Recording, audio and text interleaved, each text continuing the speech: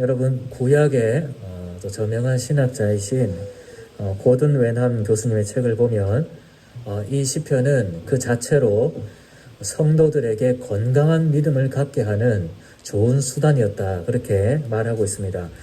물론 다른 말씀도 하나님이 우리에게 참된 믿음을 주시기 위해서 주신 그런 말씀들이지만 이 시편은 노래로 불렸지 않습니까? 그렇기 때문에 성도들이 입술에서 그 마음에서 정말 많이 고백되면서 성도들에게 많은 영향을 주었던 말씀이었습니다. 우리도 찬양을 부르다 보면 찬양의 가사 때문에 참 많은 은혜를 경험할 때가 있습니다.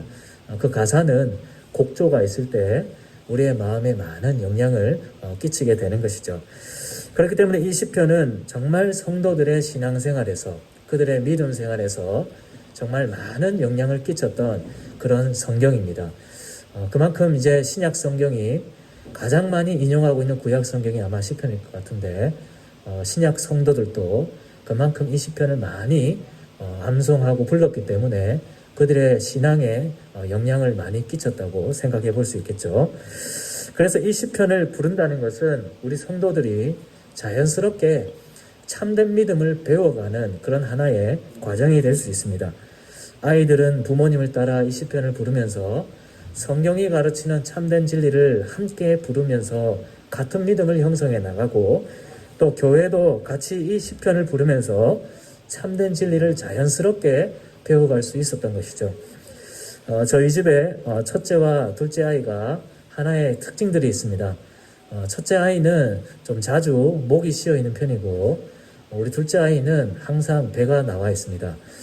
그 이유는 우리 첫째는 항상 말을 많이 하기 때문이고, 우리 둘째는 항상 많이 먹기 때문이죠. 그들의 행동이 그들의 모습을 형성해 나가는 겁니다. 이처럼 시편을 가까이 한다는 것은 우리를 참된 믿음으로 안내하는, 이끌게 되는, 참된 성도로 자라가게 하는 그런 중요한 수단이 됩니다. 사실 시편뿐만이 아니죠.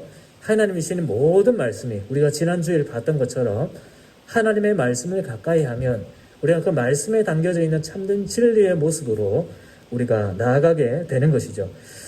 그렇다면 우리는 지금까지 시편의 다양한 주제들을 봤는데, 이 시편에서 우리가 배울 수 있는 참된 믿음들은 어떤 것들이 있겠습니까?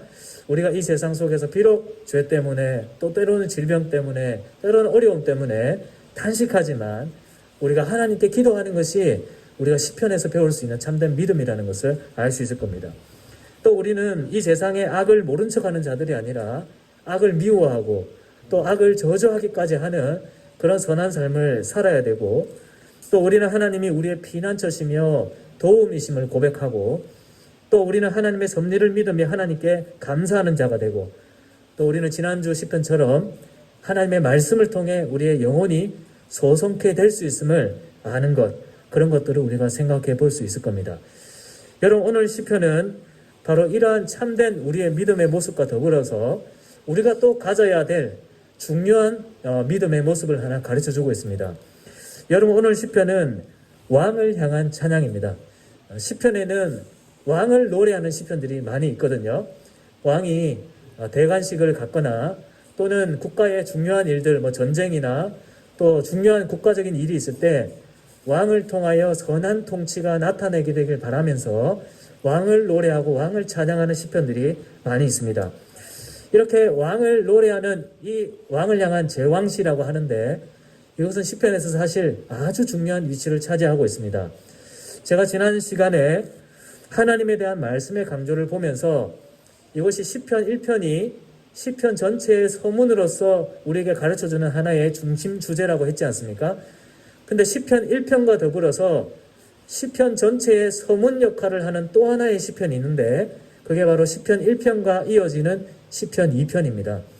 시편 1편과 시편 2편 둘 다 복 있는 사람으로 이야기하거든요.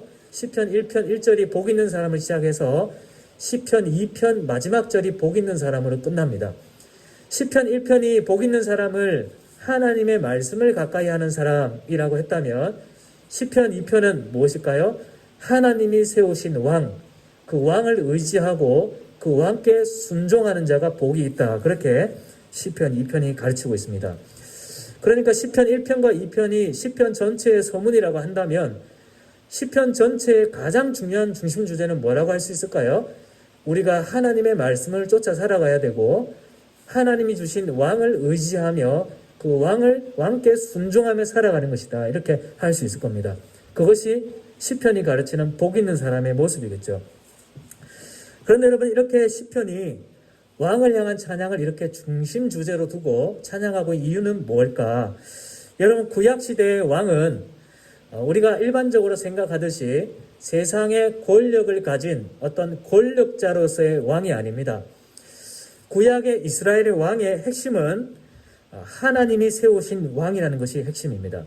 만약 구약의 왕들이 일반 세상의 권력자들과 같은 그런 왕이라면 이 시편에 많이 등장하는 제왕시들은 그런 권력자들을 향한 찬가에 불과할 겁니다.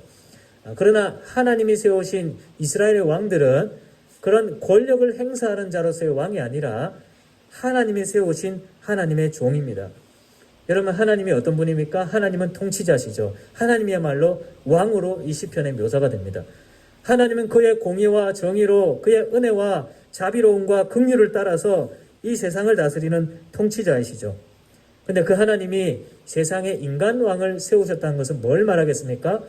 그렇게 온 우주를 다스리는 왕이신 하나님께서 이 지상에서 하나님의 통치를 수행할 일종의 대리 통치자를 임명했다는 것을 의미합니다.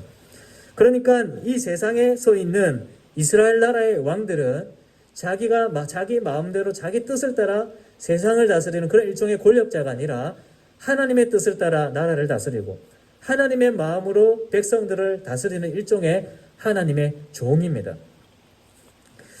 그러니까 구약 백성들은 이 왕을 향한 시편을 부르면서 어떤 믿음을 배워나갈 수 있었겠습니까? 하나님이 통치하시고 하나님이 다스리고 계시다는 것을 믿음을 통해 고백하는 것입니다. 뿐만 더 나아가서 하나님의 통치는 다양한 방법을 통해서 자연 피조 세계물을 통해서 나타나기도 하고 다양한 방법을 통해 하나님의 통치는 나타나지만 구체적으로 우리의 눈에 가시적으로 보이는 가장 확실한 방법은 바로 이 하나님이 세우신 직분자, 바로 이 왕을 통해 하나님이 다스리고 계시다는 것을 믿음을 통해 배울 수 있었던 것이죠. 바로 이 왕을 통해 하나님의 통치가 우리에게 실현이 되고 하나님의 그 영원한 나라, 그 하나님의 그 왕국이 우리에게 임하게 된다는 것을 이 왕을 향한 찬양을 통해 배워나갔던 것입니다. 그런데 여러분, 이렇게 왕을 향한 찬양은 단지 인간의 왕을 통해서 하나님이 인간을 세우셔서 인간을 통해 하나님의 통치를 실현하신다는 그 정도의 믿음에 머무르는 노래가 아닙니다. 여러분, 이 왕을 향한 찬양들은 궁극적으로 누구를 바라보는 찬양일까요? 우리의 주님이시고 우리의 영원한 왕이신 예수 그리스도를 향한 찬양들입니다. 여러분, 구약 백성들은 하나님이 왕을 주셨다고 할 때 단순히 그 인간 왕만을 생각하지 않았습니다. 그 인간 왕을 통하여 하나님의 통치가 우리에게 임한다, 그 정도로까지만 생각하지 않았습니다. 왜냐하면 모든 인간 왕들은 다 불완전했기 때문이고 가장 중요한 것은 하나님이 이스라엘 백성들에게 뭘 약속하셨냐 하면 영원한 왕 메시아를 약속하셨기 때문입니다. 그러니까 하나님은 우리에게 우리의 영원한 왕을 주실 거라 약속하셨는데 거기에 대한 모형으로서 일종의 인간 왕을 국가를 통해 세워서 통치를 보여주신 것이죠. 사무엘하 7장에 가면 하나님이 다윗의 후손을 통해서 영원한 왕이 오시고 그 왕을 통해 영원한 통치가 이루어질 것이다, 그렇게 약속을 해주셨습니다. 그러니까 구약 백성들은 이 믿음을 항상 붙들고 살았습니다. 왕을 바라볼 때도 이 왕이 비록 불완전하고 연약하지만 하나님이 보내주신 메시아 영원한 왕을 통해서는 온전한 하나님의 통치가 임하게 될 것을 바라보며 이런 찬양들을 불렀던 것이죠. 그 서 있던 왕이 온전해서 이런 찬양을 부른 것이 아닙니다. 그 왕을 통해 영원한 왕을 소망하며 바라보며 이런 찬양을 부른 것입니다. 오히려 어떤 시편들은 어떤 시편이 있냐 하면 이렇게 1차적으로 인간 왕을 보며 2차적으로 영원한 왕을 바라보는 이런 시편보다도 오히려 어떤 시편들은 1차적으로 예수 그리스도를 직접적으로 바라보며 찬양하는 시편이 있습니다. 그게 바로 오늘 이 시편 110편입니다. 여러분, 오늘 이 110편은 다윗이 지은 시편인데 1절에 보면 어떻게 시작합니까? 여호와께서 내 주에게 말씀하시기를 이렇게 시작을 하죠. 그러니까 다윗이 여호와께서 다윗이 내 주에게 하나님이 말씀하셨다라고 지금 시작하는 겁니다. 이 부분을 가지고 우리 예수님께서 마태복음에서 어떻게 해설해 주셨냐고 하면 다윗이 내 주라고 표현하는 이 왕에 대한 묘사가 바로 예수 그리스도 자신임을 그렇게 이야기를 하셨죠. 그러니까 지금 여호와께서 내 주에게 말씀하시고 또 5절에 보면 주의 오른쪽에 계신 주께서 주가 두 번 나옵니다. 그죠? 앞에 나오는 주는 성부 하나님으로서의 우리 하나님이고 뒤에 나오는 내 주라고 표현하는 것은 성자 예수님, 다윗의 주님이신 왕을 고백하고 있는 그런 장면입니다. 그러니까 다윗은 지금 하나님이 자기에게 약속하신 그 왕을 바라보면서 그 왕의 오심을 소망하며 이 시편을 지어서 노래를 부른 것입니다. 여러분, 다윗이 기다렸던 왕은 어떤 분입니까? 1절을 한번 볼까요? 1절 한번 같이 읽어봅시다. 시작. 여호와께서 내 주에게 말씀하시기를 내가 내 원수들로 내 발판이 되게 하기까지 너는 내 오른쪽에 앉아 있으라 하셨도다. 여러분, 다윗이 소망했던 왕은 어떤 분이라고 되어 있습니까? 하나님 보좌 우편에 앉아 계신 분이다. 그렇게 말합니다. 여러분, 이 표현은 2절 끝에서 나오듯이 하나님의 통치, 하나님의 다스림, 그런 것을 의미하는 것입니다. 에베소서 1장에서 우리 예수님이 하나님 보좌 우편에 앉아 계시다라고 하는데 그 의미는 우리 예수님께서 만물을 통치하고 계시는 통치자라는 그런 뜻이죠. 여러분, 그런데 그분이 어떻게 만물을 통치하십니까? 1절 중반에 보면 원수들로 발판이 되게 하기까지라고 되어 있습니다. 그러니까 예수님의 왕적인 통치는 구체적으로 원수들에 대한 통치로 나타나게 된다는 겁니다. 그래서 2절 끝에 다윗의 고백을 보면 이 왕의 통치를 소망하면서 어떻게 고백하죠? 주는 원수들 중에서 다스리소서 이렇게 이야기합니다. 그러니까 다윗이 소망하고 기다렸던 그 왕은 통치자로서의 왕인데 그 다스림은 특별히 이 세상의 원수들과 관련된 다스림이라는 것이죠. 여러분, 우리가 왕의 통치를 생각하면 어떤 것들이 있습니까? 백성들을 잘 먹게 하고 잘 자게 하고 또 잘 쉬게 하고 또 백성들에게 기쁨을 주고 평안을 주며 미래에 대한 걱정이 없게 하고 마음이 평안하게 해주는 그런 통치를 생각합니다. 여러분, 우리 주님의 통치에도 그런 통치가 있습니다. 우리 주님은 우리를 기쁘게 하며 우리에게 자유를 주시고 마음의 평안을 주시고 또 우리에게 영원히 줄이지 않고 목마르지 않는 생명의 양식을 주십니다. 하지만 주님의 통치에는 그것만 있는 것이 아니죠. 오히려 그보다 더 중요한 것이 있습니다. 주님이 바로 원수들을 정복하는 다스리는 왕이라는 것입니다. 여러분, 주님이 우리를 통치하신다는 것은 평안과 기쁨과 즐거움을 주는 것은 맞는데 그 모든 것은 우리 주께서 원수들에 대하여 어떻게 통치하느냐에 따라서 그 은혜들이 우리에게 주어지는가 그렇지 않은가가 결정되는 것이죠. 여러분, 이런 것은 우리가 이 세상에서도 얼마든지 생각해 볼 수 있습니다. 이 국가에 있어서도 우리는 국가로부터 다양한 복지와 또 문화와 교육과 또 경제적인 것들과 많은 것을 누립니다. 근데 이 많은 것들은 우리가 외부의 침략에서부터 안전할 때에 비로소 그것을 우리가 온전히 누릴 수 있는 것이죠. 우리 주께서 왕이시라는 것도 그런 의미입니다. 우리에게 은혜와 평강과 평안을 주시되 그 모든 것은 우리 주님이 원수들과의 관계 속에서 통치하실 때에 비로소 우리가 누릴 수 있는 것들입니다. 여러분, 다윗은 이러한 왕을 소망했습니다. 여러분, 다윗이 말하는 원수는 누구일까요? 죄와 사망의 원수입니다. 여러분, 다윗은 그 누구보다 죄를 굉장히 심각하게 생각하며 죄와 씨름했던 사람입니다. 다윗의 시편들 읽어보십시오. 얼마나 죄와 씨름하며 또한 죄 가운데 살아가며 악을 행하며 살아가는 그 악인들을 향한 시편들이 얼마나 많은지 모릅니다. 다윗은 이런 세상에 죄와 사망 아래 거하면서 악을 행하고 정말 이 세상을 괴롭게 하는 그런 죄와 사망의 원수로 두고 이 원수를 정복할 왕을 소망한 것입니다. 5절부터 한번 봅시다. 얼마나 정말 이 정복과 승리를 갈망하며 표현하고 있는지. 주의 오른쪽에 계신 주께서 그의 노하시는 날에 왕들을 쳐서 깨뜨리실 것이라. 문나라를 심판하여 시체로 가득하게 하시고 여러 나라의 머리를 쳐서 깨뜨리시며 길가의 시냇물을 마심으로 그의 머리를 드시리로다. 얼마나 그 완전한 악의 심판, 악이 완전히 깨뜨려 없어지기를 바라는 그 마음을 담아 좀 심할 정도로 이렇게 표현한 것입니다. 여러분, 다윗은 이런 왕을 소망했습니다. 그분이 악을 정복해 주시기를, 그래서 우리에게 하나님 나라 주시기를 소망했던 것이죠. 여러분, 그 왕이 오셨습니까? 네, 그렇습니다. 여러분, 이 시편 110편은 신약 성경에서 무려 14번이나 직간접적으로 인용합니다. 신약 성경이 아마 가장 많이 인용하고 있는 구약 성경일 겁니다. 그리고 이 14번의 신약 성경이 모두 다 이 시편 110편을 예수 그리스도에 대한 성취로 설명을 하고 있습니다. 여러분, 다윗의 예언대로 그 소망대로 예수님은 오셨습니다. 왕의 오심입니다. 죄와 사망의 권세를 정복하시고 죄와 사망의 권세 가운데에서 통치하시며 우리를 그 권세에서부터 해방시키시고 자유하게 하셨습니다. 십자가와 부활을 통해 죄의 권세를 정복하셨습니다. 다윗의 소망한 그 왕이 오신 것이죠. 여러분, 이것이 주님이 이 땅에 오신 성육신의 목적입니다.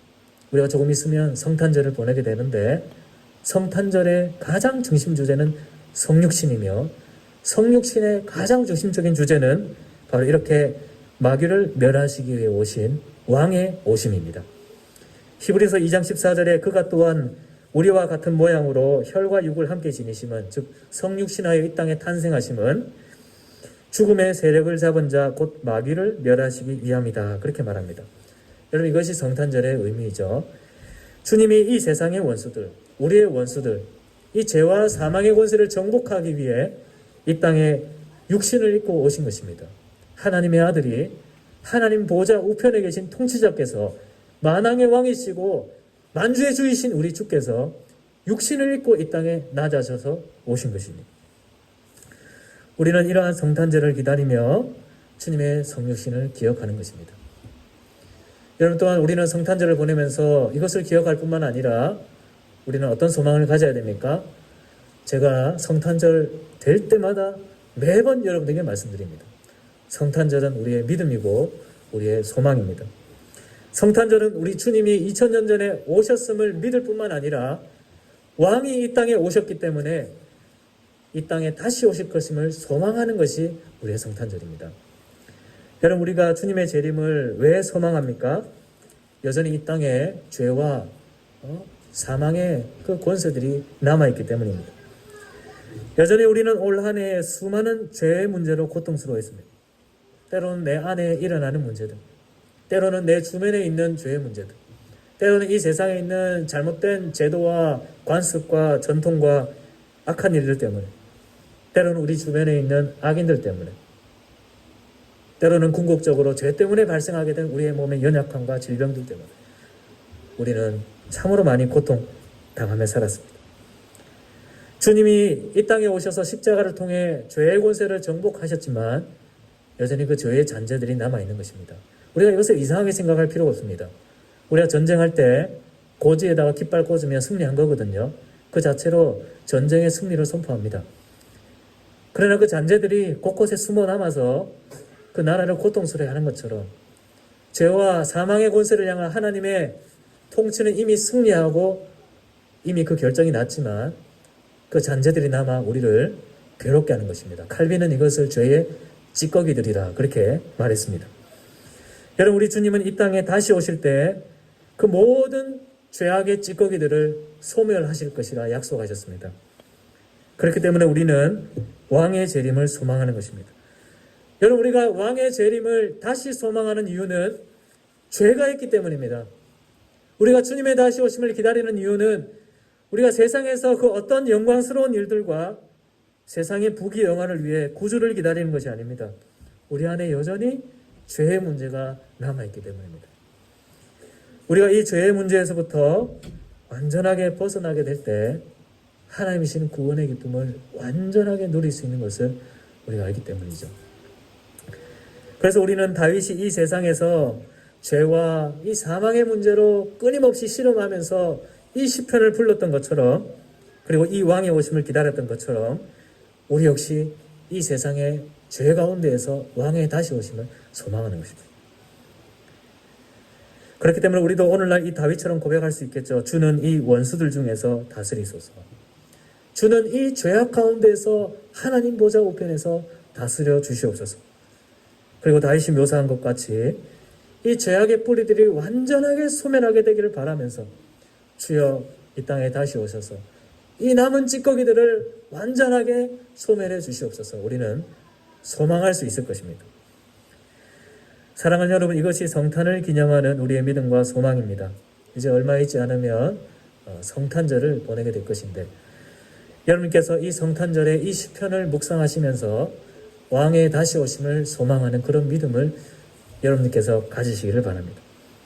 이 세상의 죄악이 우리를 고통스럽게 하고 지난 1년간 우리를 고통스럽게 했던 수많은 죄악의 문제가 많이 있었을지라도 이 시편을 통해 소망을 가지고 왕의 다시 오심을 굳건히 붙들면서 주의 다시 오심이 먼 일에나 일어날 일이 아니라 주님 원하신다면 당장이라도 오셔서 모든 죄의 뿌리를 완전하게 뽑아주실 것을 기대하며 소망하는 그런 우리가 되기를 바랍니다. 뿐만 아니라 이 시편에 바로 이 복 있는 사람의 모습이 바로 이러한 것처럼 이 주님을 의지하며 살아가는 우리가 복 있는 사람인 줄 알고 올 한 해를 잘 마무리하고 복된 새해를 준비하는 그런 우리 모든 성도들이 다 되시기를 바랍니다.